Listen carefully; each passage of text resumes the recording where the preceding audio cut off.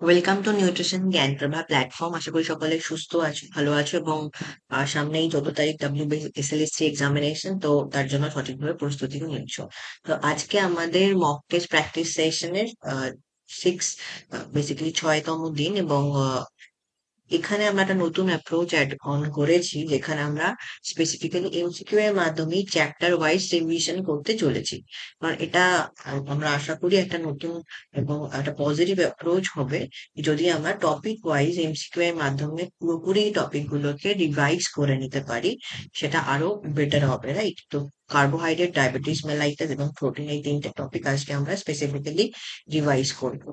তো WBSLST, WB set, UGC net, GRA প্রত্যেকেই তোমরা যারা প্রিপারেশন নিচ্ছ এই এক্সামিনেশন গুলো, প্রত্যেকের জন্য এই ক্লাসটি আজকে ইম্পর্টেন্ট হতে চলেছে।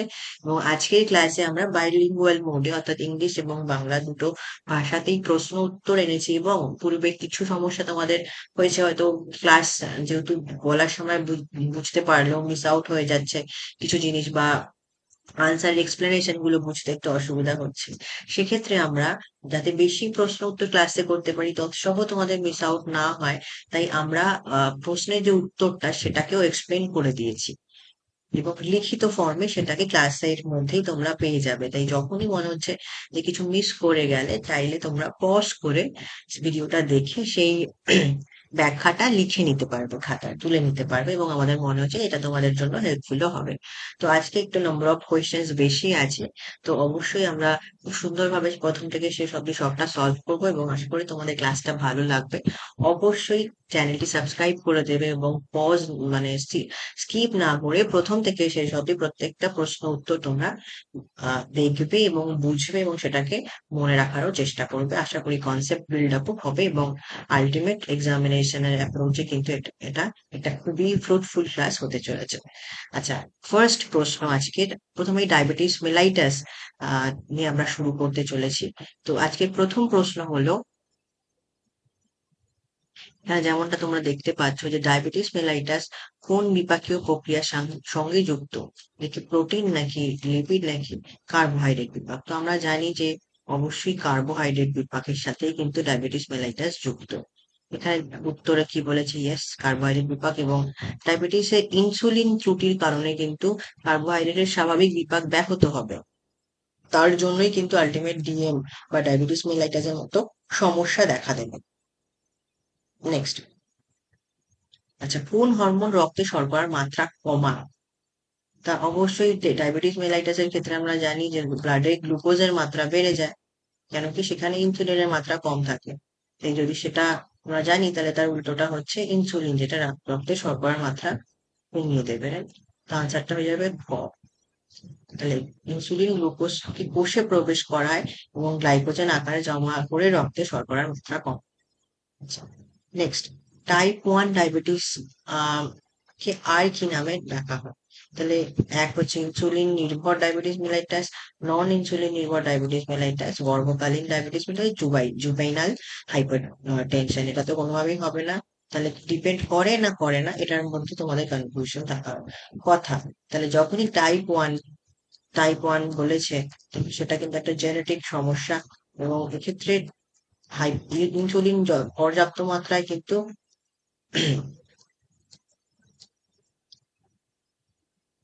হ্যাঁ, যেহেতু টাইপ 1, তাহলে সেটা কিন্তু একটা জেনেটিক্যাল সমস্যা, এবং ওটা জুভেনাইল আহ জুভেনাইল ডায়াবেটিস মেলাইটাসও বলা হয়। এখানে জুভেনাইল হাইপার টেনশন বলেছে, জুভেনাইল ডায়াবেটিস মেলাইটাস বলেনি। তাহলে হ্যাঁ, এটা একটা ইনসুলিন নির্ভর ডায়াবেটিস মেলাইটাস। টাইপ 1 ডায়াবেটিসে অটো ইমিউন প্রতিক্রিয়ার মাধ্যমে অগ্ন্যাশয়ের বিটা কোষ সেগুলো ধ্বংস হতে শুরু করে, তাই ইনসুলিন সঠিকভাবে তৈরি হয় না। তাহলে ইনসুলিন ডিপেন্ডেন্ট ডায়াবেটিস মেলাইটাস এর মধ্যেই কিন্তু টাইপ 1 ডায়াবেটিস পড়ছে। নেক্সট, টাইপ 2 ডায়াবেটিস সাধারণত কোন কারণে হয়? অটো ইমিউন রোগের জন্য, স্থূলতা বা অলস জীবনযাপনের জন্য, ভাইরাস সংক্রমণের জন্য, নাকি অগ্ন্যাশয় অনুপস্থিতি? তো এটা তো কোনোভাবেই না, ভাইরাস সংক্রমণের জন্যও না, এবং অটো ইমিউনের জন্যও না। যদি চেহারা বা মেলারিকো সেন্ট্রাল ওবেসিটি দেখা দেয়, এবং তৎসহ যেটা ইনসুলিন তৈরি হচ্ছে সেটা যদি বডিতে কাজ করতে না পারে, বা তার মাত্রা যদি কম তৈরি হয় তখনই কিন্তু ডায়াবেটিস টাইপ 2 মেলাইটাস হয়। তো ইয়েস, স্থূলতা এবং অরুচ জীবনযাপন, যেটা অপশন বি বা খ, সেটা হয়ে যাবে আনসার। টাইপ 2 ডায়াবেটিস মেলাইটাস মূলত ইনসুলিন প্রতিরোধ ও স্থূলতার কারণে কিন্তু হয়। ঠিক আছে, নেক্সট। গর্ভকালীন ডায়াবেটিস কোন সময় ঘটে? গর্ভাবস্থাতেই হবে। তো এটা তো উইদাউট এনি হেজিটেশন আনসার হয়ে যাবে খ। গর্ভাবস্থায় হরমোন পরিবর্তনের কারণে অস্থায়ীভাবে, এটা স্থায়ী হয় না, এটা মাথায় রাখতে ইনসুলিন প্রতিরোধ দেখা যায়, এটাকে গর্ভকালীন ডায়াবেটিস মেনটেন করা। সরি। ডায়াবেটিসের ক্লাসিক উপসর্গ মানে যেটা খুবই কমনলি দেখা যায়, সেগুলো কোনগুলো? পলিইউরিয়া, পলিডিপসিয়া, পলিফাজিয়া, জ্বর, মাথা ব্যথা, diet pain, joint pain, rash, ক্লান্তি, নাকি কাশি হাঁচি? তো তোমরা এটা আশা করি যারা ডায়াবেটিস সম্বন্ধে পড়েছো তারা জানো। উত্তরটা হয়ে যাবে ক, সেটা হচ্ছে পলিইউরিয়া, পলিডিপসিয়া, পলিফাজিয়া। ঠিক আছে, অতিরিক্ত প্রস্রাব, অতিরিক্ত খিদা এবং অতিরিক্ত তৃষ্ণা, যেটা জল তৃষ্ণা পাচ্ছে। ফ্লাজিয়া মানে হাঙ্গার, মানে খুব বেশি মাত্রায় খিদা পাচ্ছে। তো এই তিনটে বাংলাতেও খুব সুন্দরভাবে কি জিনিসগুলো সেগুলো বলা হয়েছে এবং তোমরা এটা মনে রাখবে। নেক্সট, ডায়াবেটিস মেলাইটাসের প্রধান কোন অঙ্গ আক্রান্ত হয়? তাহলে অবশ্যই কিন্তু অগ্নাশয় beta, islets of Langerhans beta cell থেকে তৈরি হয়, তাই অগ্নাশয়ই হবে। ইয়েস, অগ্নাশয়ের বিটা কোষ ইনসুলিন তৈরি করে যা ডায়াবেটিসে ক্ষতিগ্রস্ত হয়, তাই উত্তরটা হয়ে যাবে অগ্নাশয়। আচ্ছা, স্বাভাবিক উপবাসের সময় রক্তে শর্করার মাত্রা কত থাকার কথা? আচ্ছা, এখানে অনেকগুলো অপশনের কথা বলা আছে, মানে ফাস্টিং এর সময়, বেসিক্যালি ফাস্টিং ব্লাড গ্লুকোজ যদি আমরা মাপি তাহলে কিন্তু তখন কত গ্লুকোজ থাকবে সেটার কথা বলা হয়েছে। তাহলে আনসারটা হয়ে যাবে 70 থেকে 100 মিলিগ্রাম পার ডে। ঠিক আছে, আর যদি কোনো কারণে দেখা যায় যে সেটা 126-এর বেশি হয়ে যাচ্ছে বা 125-এর কাছাকাছি, তাহলে সেটা কিন্তু ইন্ডিভিজুয়াল ডায়াবেটিক হিসাবেই বর্ণিত হবে। ঠিক আছে, নেক্সট।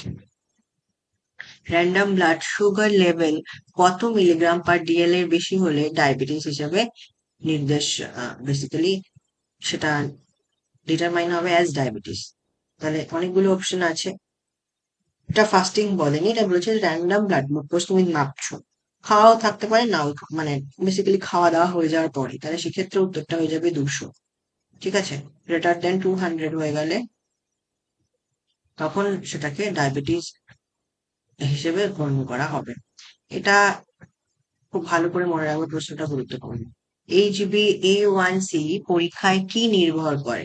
কোলেস্টেরলের লেভেল, গত 2-3 মাসের গড় রক্তে শর্করার মাত্রা, ভিটামিন ডি এর মাত্রা, নাকি কিডনির কার্যকারিতা? তাহলে অবশ্যই HbA1c এই টেস্টের মাধ্যমে কিন্তু যেটা আমরা পরীক্ষা করে থাকি সেটা রক্তে শর্করার মাত্রা, এবং শুধু তাই নয়, গত লাস্ট 2-3 মাস তোমার previously, for example right now তুমি মাপালে তুমি বুঝতে পারবে যে লাস্ট 2-3 মাসে তোমার রক্তে গ্লুকোজের মাত্রা কতটা ছিল।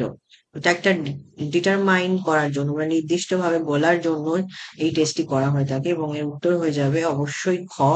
এবং এখানে কিন্তু ব্লাডে শর্করার যে লিঙ্ক থাকে লং টার্ম আসপেক্টে, সেটা কিন্তু চাইলে আমরা অবজার্ভ করতে পারি। আচ্ছা, নিচের কোনটি ডায়াবেটিসের জটিলতা নয়? ঠিক আছে, এটা এর মধ্যে কোনটা ডায়াবেটিসের জটিলতা নয়? Diabetic retinopathy, nephropathy, neuropathy, appendicitis. তাহলে এটা বোঝাই যাচ্ছে লাস্টের অপশনটা কিন্তু ডায়াবেটিস সাথে যুক্ত নয়। তাহলে আনসারটা হয়ে যাবে ঘ। কারণ কি চোখ, কিডনি, স্নায়ু সব জায়গাতেই কিন্তু ডায়াবেটিস রিলেটেড সাইড এফেক্ট বা এই কন্ডিশন গুলো দেখা দেয়, কিন্তু অ্যাপেন্ডিসাইটিস সাথে এর কোনো লিঙ্কড নয়। আচ্ছা, ডায়াবেটিক কিটো অ্যাসিডোসিস সবচেয়ে বেশি হয় কোন ধরনের ডায়াবেটিসে? টাইপ 1 ডায়াবেটিস, টাইপ 2 ডায়াবেটিস, গর্ভকালীন ডায়াবেটিস, নাকি প্রি ডায়াবেটিস? এটা একটা ভালো প্রশ্ন দিয়েছে, উত্তরটা দেখে নেওয়া যাক। আচ্ছা, উত্তর হয়ে যাবে টাইপ 1 ডায়াবেটিস। কেন কি ইনসুলিন না থাকায় চর্বি ভাঙতে শুরু করবে, অর্থাৎ ইন্ডিভিজুয়াল যে বডিতে ফ্যাট রয়েছে সেটা ভাঙতে শুরু করবে, এবং অ্যাসিড অ্যাসিটাইল হয়ে যেগুলো কিনা কিটন বডির মধ্যে পড়ে সেই জিনিসটা তৈরি হতে শুরু করবে। তাই কিটন বডি পা গেলেই বুঝতে হবে যে বডিতে ফ্যাট ভাঙছে, এটা তোমরা জানো। আর সেটা কিন্তু টাইপ 1 ডায়াবেটিসের ক্ষেত্রে কি না, টাইপ 1 ডায়াবেটিসের ক্ষেত্রে খুবই গুরুত্বপূর্ণ। টাইপ 2 ডায়াবেটিস সবচেয়ে বেশি কোন ওষুধ ব্যবহৃত হয়? আচ্ছা, এটার নাম না জানলে আজকের পর থেকে মনে রাখবে মেটফর্মিন। এই ধরনের প্রশ্ন চাইলে করতে পারে। একটু যদি কঠিন প্রশ্ন করতে চায় বা একটু মনে হবে যে হ্যাঁ একটু জাস্ট র্যান্ডামাইজ ওয়েতে এমন একটা প্রশ্ন ছুড়ে দিল যেটা তোমাদের মনে হয় তোমরা প্রথমবার দেখছো, তাই এই ধরনের প্রশ্নও আমরা এনেছি। ঠিক আছে, এই আনসারটা হয়ে যাবে মেটফর্মিন। কেন কি, অবশ্যই ডিএম বা ডায়াবেটিস মেলাইটাসের যে প্রিভ্যালেন্স রেট, মানে জনগণের মধ্যে যে রেটটা আছে, কতজন ভুগছে এই নির্দিষ্ট মেডিকেল কন্ডিশন বা মেটাবলিক ডিসঅর্ডারে, তাহলে সেটা অনেকটা বেশি। তাই জন্য ওষুধের নামও মনে রাখা কমনলি উচিত হবে। আচ্ছা, মেটফর্মিন যকৃতে গ্লুকোজ উৎপাদন কমায় এবং ইনসুলিনের কার্যকারিতা বাড়ায়। তাহলে ওষুধের কাজটা কি সেটাও কিন্তু বলে দেওয়া হয়েছে। নেক্সট, ইনসুলিন কোন অগ্ন্যাশয় কোষ থেকে নিঃসৃত হয়? বিটা কোষ থেকে, আমরা জানি, তাই তো? দেখে নিন উত্তরে কি বলা আছে। ইয়েস, বিটা কোষ বেসিক্যালি ইনসুলিন উৎপন্ন করে, যা রক্তে গ্লুকোজ নিয়ন্ত্রণ করে। টাইপ 2 ডায়াবেটিস প্রতিরোধে কোন জীবনধারা পরিবর্তন জরুরি? নিয়মিত ব্যায়াম, স্বাস্থ্যকর খাদ্যাভ্যাস, ওজন নিয়ন্ত্রণ, অতিরিক্ত চিনি খাওয়া? অবশ্যই এটা হবে না, উপরোক্ত সবগুলি। লাস্টেরটা যদি ভালো কিছু বলা থাকতো যেটা লজিক্যালি এর সাথে রিলেটেড, তাহলে নয় সবগুলো হতো। আর যেহেতু সবগুলো হচ্ছে না, তাই অবশ্যই স্বাস্থ্যকর খাদ্যাভ্যাস এবং ওজন নিয়ন্ত্রণটা মাথায় রাখতে হবে। আচ্ছা, তাহলে বলেছে ঘ। আচ্ছা সরি, অতিরিক্ত চিনি খাওয়া, এড়িয়ে চলা। My mistake possibly, I have not seen the last word, that is এড়িয়ে চলা। ঠিক আছে, এটা আমার পড়াতে ভুল হচ্ছে। তা এড়িয়ে তো অবশ্যই চলতে হবে, তাহলে যেহেতু এড়িয়ে চলতে হবে তাই প্রথমে তিনটেই ঠিক। এই জন্য উত্তরটা হয়ে যাবে উপরোক্ত সবগুলি। ঠিক আছে,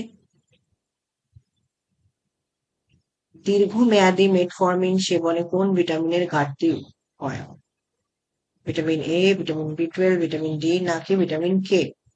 মেটফর্মিন এখনই বললাম যে ডায়াবেটিস মেলাইটাস এই মেডিসিনটা দেওয়া হয় যাতে ইনসুলিনের কার্যকারিতা বাড়ে এবং যেটা হচ্ছে রক্তে ব্লাড সুগার কমানো যায়, তাই তো? তাহলে এই মেডিসিনটা যদি আমরা লং টার্মে কাউকে খাওয়াই, তাহলে দেখা গেছে যে ভিটামিন বি 12, যেটা এমনিতেই বডিতে খুব কম মাত্রায় থাকে, সেটার মাত্রা কিন্তু দেহে কমতে শুরু করে। মানে শোষণটা, অ্যাবজর্পশন কিন্তু কমিয়ে দেয় মেটফর্মিন ভিটামিন বি 12 এর। আশা করি তোমাদের এটা মনে থাকবে। রক্তে শর্করা কমে যাওয়াকে কি বলা হয়? হাইপারগ্লাইসেমিয়া কমে যাওয়া বলেছে। হাইপোগ্লাইসেমিয়া নাকি হাইপারলিপিডেমিয়া? তো গ্লাইসেমিয়ার সাথেই যুক্ত, তাই হাইপো হবে, হাইপার নয়। ইয়াস, হাইপোগ্লাইসেমিয়া। ইনসুলিন অতিরিক্ত নিলে যা খাবার এবং খাবার যদি মিস করে কেউ, ফুড মানে খাবার খায়নি, তাহলে গ্লুকোজ ব্লাডে বাড়বেই করে। সেখানে ইনসুলিনের ডোজটা যতটা দরকার ততটা নিয়ে নিয়েছে অলরেডি, অনেক সময় হয়। এবং তখন ইনসুলিন শকও হয়ে যায়। এবং এই ইন্ডিভিজুয়াল কন্ডিশনে, এই হাইপোগ্লাইসেমিক কন্ডিশনে মানুষের মরার সম্ভাবনা, মানে বেসিক্যালি সাডেন একটা ইন্ডিভিজুয়াল কন্ডিশন তৈরি হয় যাকে আমরা বলে থাকি ইনসুলিন শক। ভালো করে মনে রেখে দাও এই টার্মটা, ইনসুলিন শক। এবং তারপরে সেক্ষেত্রে কিন্তু এটা সবার জন্য ইম্পর্টেন্ট, ডাব্লিউবি সেট, নেট এবং WBSLST সবার জন্যই। তো ইনসুলিন শক কে কি হচ্ছে, ইনসুলিনটা তুমি নিচ্ছ এবং সেটার মাত্রা ব্লাডে বেড়ে যাচ্ছে, যার ফলে হোয়াট এভার গ্লুকোজ সেটা তো অ্যাবজর্ব হয়েই যাচ্ছে এবং দেহে কোনো গ্লুকোজই থাকছে না। তা আমরা জানি যে basically your brain function, not only that, চোখের নার্ভ, তো এই যে অর্গ্যান গুলো, এগুলো কিন্তু বেশি তোমার এনার্জি হচ্ছে গ্লুকোজ থেকে আসে, তাই তো? আমরা এটা জানি। এনার্জি ডেফিসিয়েন্সি হবে এবং সঙ্গে সঙ্গে ব্লাড গ্লুকোজ লেভেল নেমে গিয়ে ইন্ডিভিজুয়াল কিন্তু যেটাকে বলা হয় পুরোপুরি নিজের জ্ঞান হারিয়ে ফেলবে এবং হার্টের উপরে সেটা প্রেশার ফেলে সেখানে বডিতে নির্দিষ্ট কিছু চেঞ্জেস এর মাধ্যমে কিন্তু দেখা গেছে যে হাইপোগ্লাইসেমিক কন্ডিশনে মানুষের ডেথও হয়ে যেতে পারে যদি সঙ্গে সঙ্গে গ্লুকোজ মিশ্রিত জল, চিনি সিরাপ বা এই ধরনের সঙ্গে সঙ্গে বেসিক্যালি গ্লুকোজ লেভেলটা বাড়িয়ে না দেওয়া যায়, তাহলে কিন্তু সমস্যা হয়ে যাবে। দীর্ঘমেয়াদী ডায়াবেটিস অন্ধত্বের কারণ কি? Cataract, diabetic retinopathy, glaucoma, night blindness. তো দীর্ঘমেয়াদী ডায়াবেটিস কি অন্ধত্বের কারণ? সেক্ষেত্রে কি সম্ভাবনাটা দেখা দিতে পারে? তাহলে উত্তর হয়ে যাবে ডায়াবেটিক রেটিনোপ্যাথি। উচ্চ গ্লুকোজ রেটিনার রক্তনালী ক্ষতিগ্রস্ত করে ফলে দৃষ্টি হারাতে পারে। এগুলো হচ্ছে যে অন্ধত্ব মানে কি হচ্ছে? অন্ধত্ব মানে পুরোপুরি blindness, not only night blindness. Individual will be blind, দেখতেই পাবেন না। সেক্ষেত্রে এটা কেন হবে? ডায়াবেটিক রেটিনোপ্যাথির জন্য। ক্যাটারাক্ট মানে ছানি, গ্লুকোমা মানে জাস্ট তোমার চোখের কিছু নির্দিষ্ট চেঞ্জেস, যেটা কিনা ব্লাইন্ডনেস পুরোপুরি নয়। আর নাইট ব্লাইন্ডনেস মানে রাত্রেবেলা কম আলোতে দেখতে পাচ্ছে না। তো সেক্ষেত্রে উত্তরটা কিন্তু না, খ হয়ে যাবে, যেটা হচ্ছে রেটিনোপ্যাথি ডায়াবেটিস। নিচের কোনটি টাইপ 2 ডায়াবেটিসের ঝুঁকির কারণ?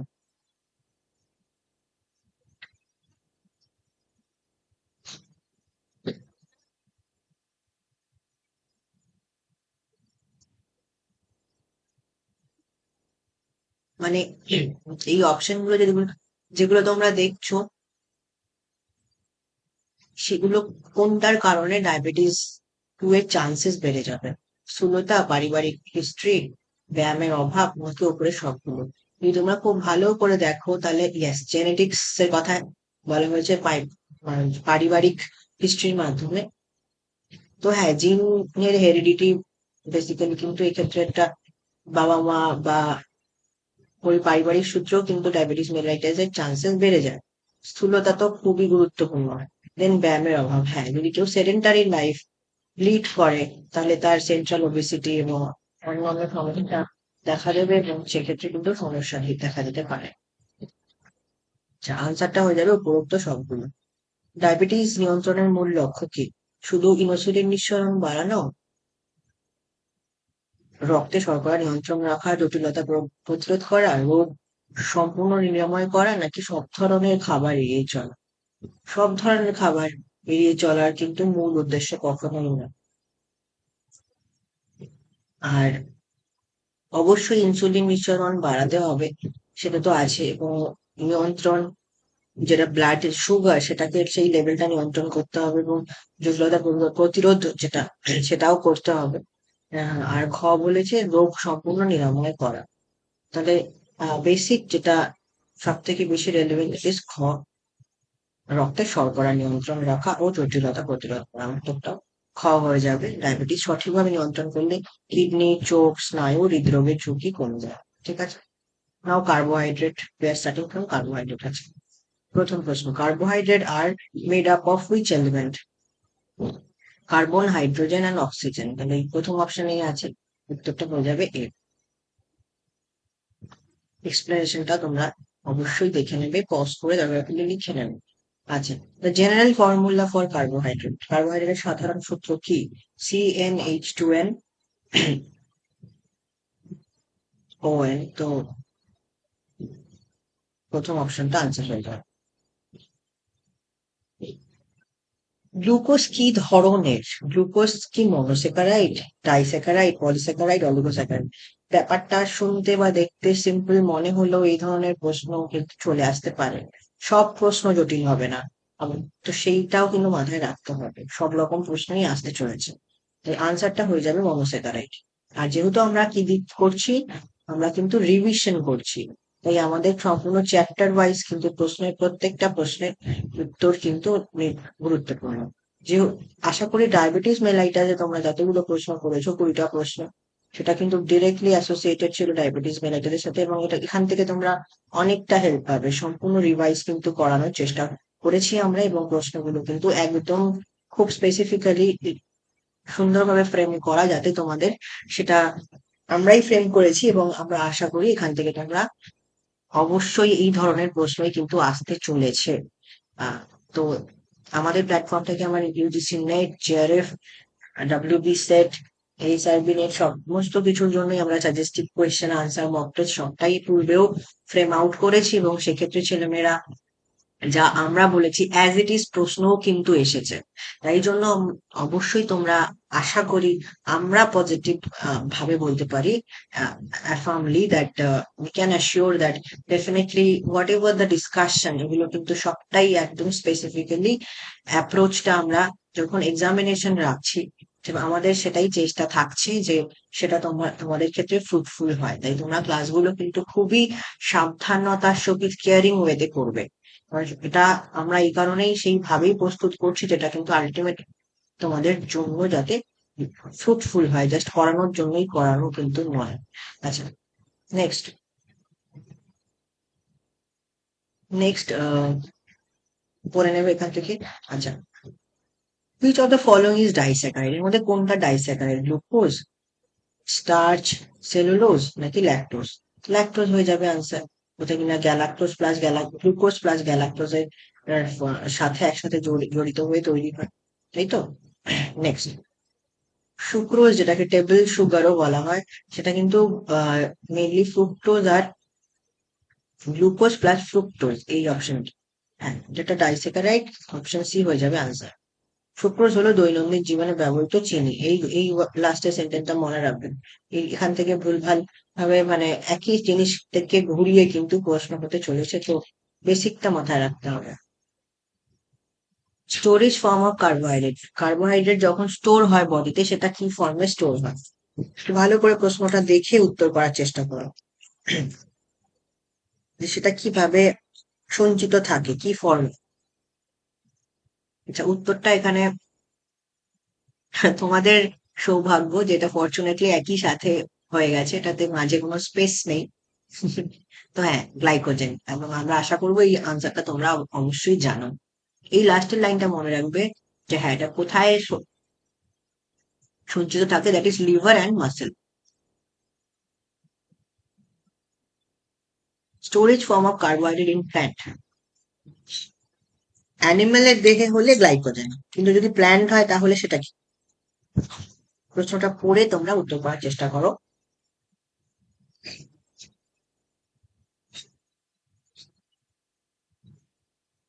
স্টার্চ নাকি গ্লাইকোজেন নাকি সেলুলোজ নাকি কাইটিন?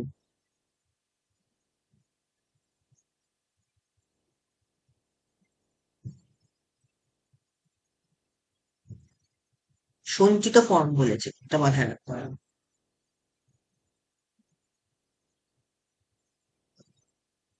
আনসারটা হয়ে যাবে অপশন এ, স্টার্চ। প্ল্যান্ট যখন স্টোর করে গ্লুকোজকে,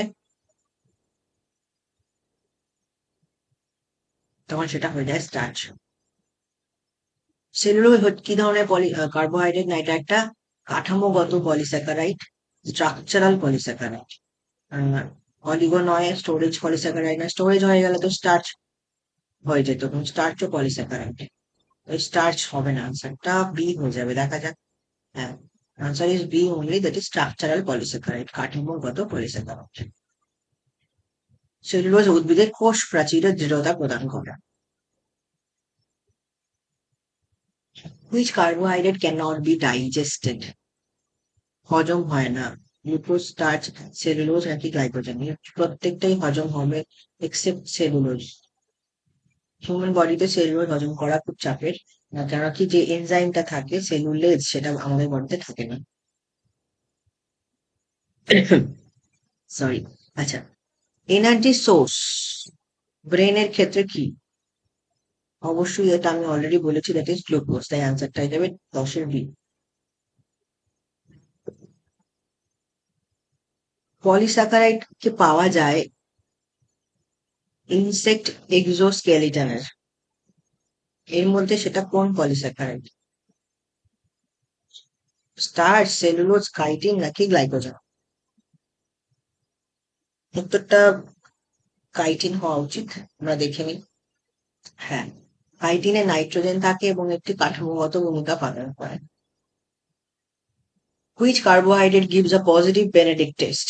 সুক্রোজ, গ্লুকোজ, স্টার্চ, সেলুলোজ? এই প্রশ্নটা গুরুত্বপূর্ণ, হ্যাঁ, বায়োকেমিক্যাল অ্যাসপেক্টে, বায়োকেমিস্ট্রি অ্যাসপেক্টে। এটার উত্তরটা ভালো করে মনে রেখে দেবে। কোন টেস্ট, কোন পজিটিভ মানে কোন কার্বোহাইড্রেটটি তোমার বেনেডিক্ট টেস্টে ধনাত্মক ফল দেবে? অলরেডি আমরা বেনেডিক্ট টেস্ট, বারফয়েড টেস্ট এইগুলো নিয়ে আলোচনা করেছি একটি এমসিকিউ ক্লাসে প্রিভিয়াসলি। কত নম্বর ক্লাস আমার মনে নেই, বাট আমি আলোচনা করেছি। অতএব তোমাদের উত্তরটা কিন্তু জানা উচিত। এবং আনসারটা আমরা দেখে নেব। আনসারটা হয়ে যাবে গ্লুকোজ, কারণ মোনোস্যাকারাইডের ক্ষেত্রেই কিন্তু বেনেডিক্ট টেস্ট পজিটিভ আসে, সিম্পল সুগারের ক্ষেত্রে সেটা কিন্তু আমি বলে দিয়েছিলাম। সুক্রোজ কিন্তু মনোস্যাকারাইড নয়, ডাইস্যাকারাইড। বাকি দুটো এমনি অপশন থেকে বাদ হয়ে গেলে রয়ে গেল গ্লুকোজ, তাই আনসারটা হয়ে যাবে গ্লুকোজ। এবং এটা একটা রিডিউসিং সুগার, এটাও মনে রাখতে হবে। আচ্ছা, এর মধ্যে ফ্রুট সুগার কোনটা, অর্থাৎ ফলে থাকে সেই সুগার কোনটা? এটা আমরা জানি, ফ্রুক্টোজ নামের সাথেও মিল আছে। Fruit, F for fruit, F for fructose. এইভাবেও তোমরা মনে রাখতে পারো, ফ্রুক্টোজ। আচ্ছা, এটা সবচেয়ে মিষ্টি প্রাকৃতিক শর্করা। Which enzyme breakdown starch? কে স্টার্চের ব্রেকডাউনের জন্য প্রয়োজনীয়? Lipase, amylase, maltase, sucrase. Amylase হয়ে যাওয়া উচিত, আনসারটা দেখে না যাক। ইয়েস, স্টার্চকে মল্টোজে ভেঙে দেয় অ্যামাইলেজ। মল্টোজ যেহেতু বলা হলো, এটা এটা ডাইস্যাকারাইড। এটা কার কম্বিনেশন কি? এটা গ্লুকোজ গ্লুকোজ, গ্লুকোজ গ্যালাক্টোজ, না গ্লুকোজ ফ্রুক্টোজ, না গ্লুকোজ ফ্রুক্টোজ। তো আনসার হয়ে যাবে গ্লুকোজ গ্লুকোজ, এবং option A would be the answer. Yes. Next, which carbohydrate forms dietary fibre? Glycogen, cellulose, starch, glucose. তাহলে কার্বোহাইড্রেট অবশ্যই, কিন্তু একই সাথে ফাইবার হিসেবেও কাজ করবে কে?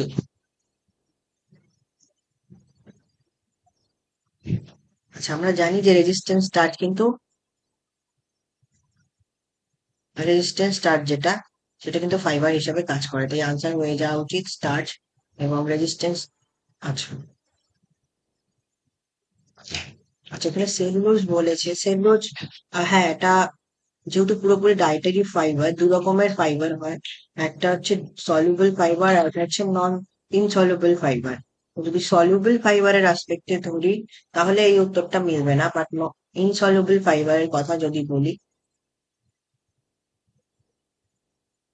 ইনসলিউবল ফাইবারের কথা যদি বলি, তাহলে কিন্তু সেক্ষেত্রে সেই আসপেক্টে কিন্তু উত্তরটা ঠিক হয়ে যেতে যাবে। এবং সেক্ষেত্রে আমরা কিন্তু সেলুলোজ, যেটা কিনা হজম হবে না, এটা ফিকাল বাল্ক বাড়াতে, মলে মানে মল গঠনে সহায়তা করবে। অর্থাৎ হজম হবে না বলেই তো মল গঠন নিয়ে হেল্প করতে পারবে, রাইট? মানে এখানেও এক্সপ্লেনেশনটা তাই দেওয়া আছে, খাদ্যে আঁশ হিসাবে কাজ করে। তাই সেলুলোজ হয়ে যাবে আনসার। রাফেজ, রাইট? উত্তরটা কোনো ভুল নেই, উত্তরটা সেলুলোজই হয়ে যাবে। আচ্ছা, নেক্সট, সুগার, দুধে কোন চিনি থাকে? ল্যাকটোজ তো, রাইট? যেটা তোমরা জানো, সি হয়ে যাবে answer. Which monosaccharide is an অ্যালডো sugar? কোনটা কিটো সুগার, কোনটা অ্যালডো সুগার তোমরা জানো। তো মনোস্যাকারাইড বলেছি, গ্লুকোজ ফ্রুক্টোজের মধ্যেই তাহলে একটা আনসার হয়ে যাবে। তো glucose is the aldo sugar, আর ফ্রুক্টোজ হচ্ছে কিটো সুগার। ফ্রুক্টোজ বলেই দিয়েছি, এখানে অলরেডি আছে, ফ্রুক্টোজ হচ্ছে keto sugar. Ribose sugar is component of DNA, RNA, protein, না লিপিড?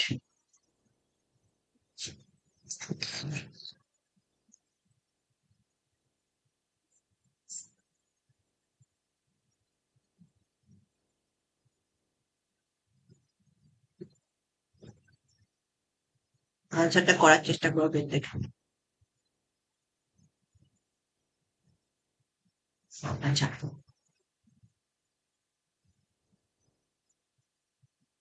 ডিঅক্সিরাইবোজ হচ্ছে গিয়ে তোমার ডিএনএ তে থাকে। তবে আনসারটা এখানে শুধু রাইবোজ বলেছে, তো এই হয়ে যাচ্ছে RNA. Ribose sugar is a pentose sugar found in RNA. ঠিক আছে। Next, protein. এখানেও আমরা 20 কোয়েশ্চেন করে ফেললাম already, 40 question we have completed. Now protein. Protein are made up of what? অবশ্যই প্রোটিন কিন্তু এক অপশন গুলি এমন নিচে দেখে বোঝা যাচ্ছে যে আনসার কি হয়ে যাবে অ্যামাইনো অ্যাসিড। তোমরা অবশ্যই যারা কনসেপ্টের জায়গাতে থেকে একটু মনে হচ্ছে এখনো ওই জিনিসটা জানা নেই, ভয়ের কোনো কারণ নেই, তার জন্যই আমরা, তোমরা এইভাবে এক্সপ্লেনেশন কোথাও পাবে না, কোনো প্ল্যাটফর্মে পাবে কিনা জানি না, বাট হ্যাঁ আমরা দিয়েছি এইভাবে যাতে পরীক্ষার শেষ সময় তোমাদের একই সাথে রিভিশন হয়ে যায় কনসেপ্টের, এবং কনসেপ্টটাও মাথায় খুব সুন্দরভাবে ঢুকে যায়।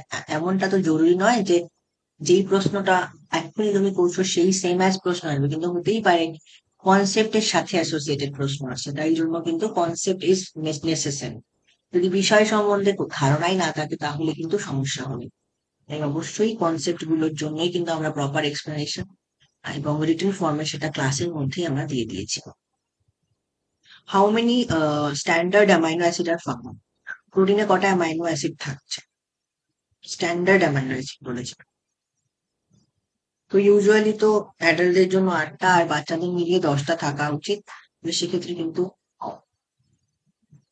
আচ্ছা, এসেনশিয়াল বলেনি, স্ট্যান্ডার্ড বলেছে। হ্যাঁ, স্ট্যান্ডার্ড বলেছে মানে কতগুলো সব মিলিয়ে, এসেনশিয়াল নন এসেনশিয়াল মিলিয়ে।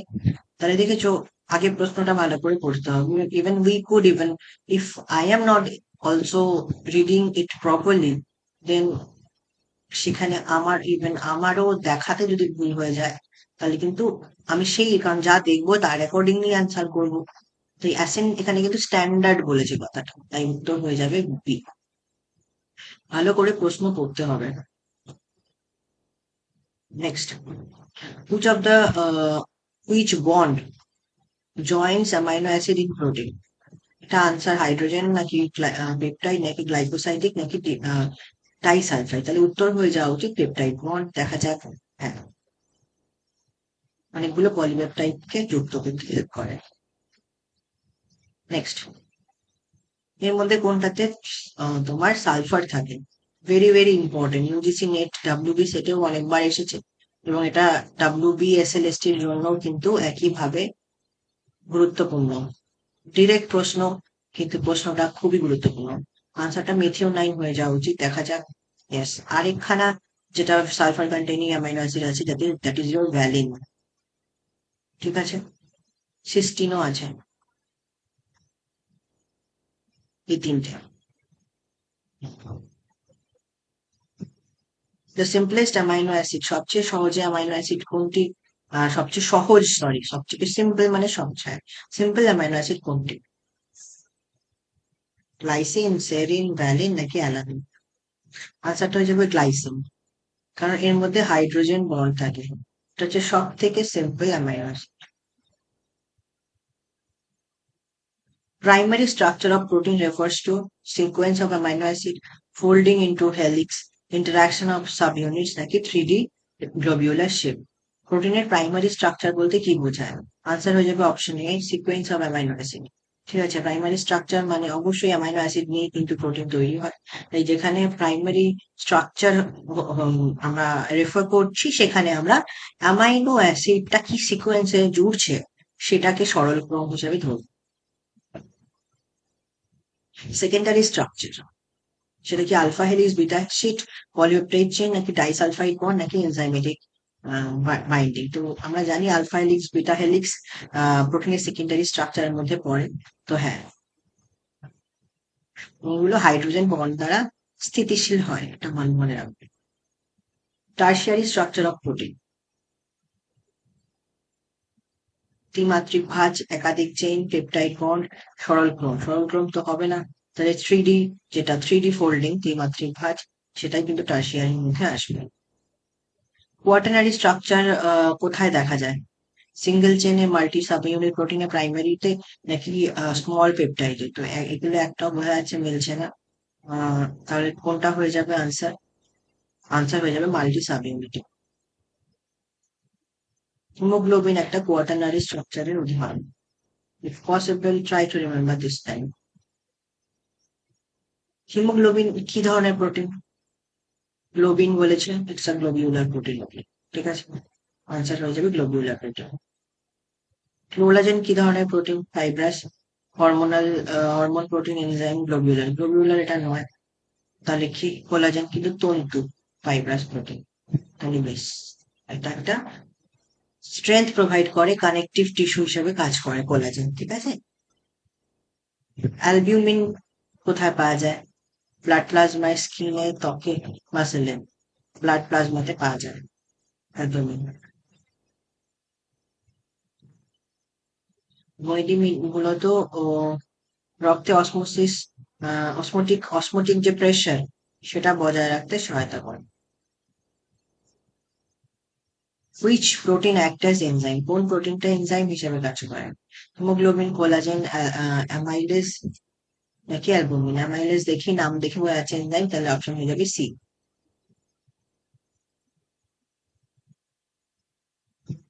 Which protein is a hormone? এর মধ্যে কোনটা হরমোন? ইলাস্টিন, মায়োসিন, কেরাটিন নাকি ইনসুলিন? আমরা ডায়াবেটিস মেলাইটাসেই পড়েছি, ইনসুলিন হরমোন হিসেবে কাজ করে। ইনসুলিন কার্বোহাইড্রেট মেটাবলিজমে হেল্প করে, তো ইনসুলিন একটা হরমোন, রাইট? এটা আমরা জানি। তো আনসার হয়ে যাবে এ।